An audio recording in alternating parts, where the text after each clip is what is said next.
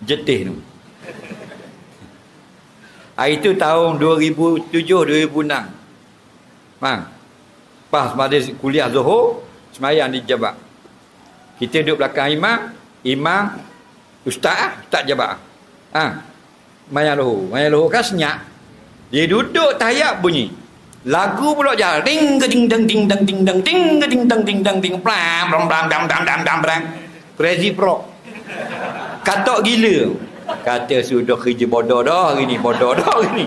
Faham? Lama duduk tahiyat habis mampu dah senyap. Naik dah Fatihah, nang ding tang ding tang ding tang ding ding tang. Ya sudah kerja dah lah, bodoh dah tok imam ni. Tu kalau kurut dak malu sangat betul tak? Ni ada dak katok gila. Faham? Tukar adik kita orang masjid. Kalau kita takdir kata dak ingat tutup, tidak mengaibkan kita. Betul tak? Kurut kering kerang kurung. Nampak? Ni dak macam-macam suara orang ada. Baru ni ada mana dak ingat. Tapi rumah orang. Tapi orang belakang faham? Kata TikTok. Faham? Ala baling. Kita pun TikTok. Punang ada. Jadi kalau telefon kita senang tak kita tutup? Senang tak? Tengok semayang maliki humidi. Kur.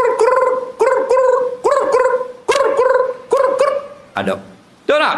Al-dararu yuzadu. Senang betul. Batal tak? Tak batal.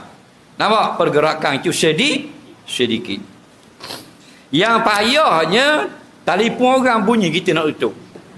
Tu baru payah. Kita ada bunyi hak belah kurut kita raba kurut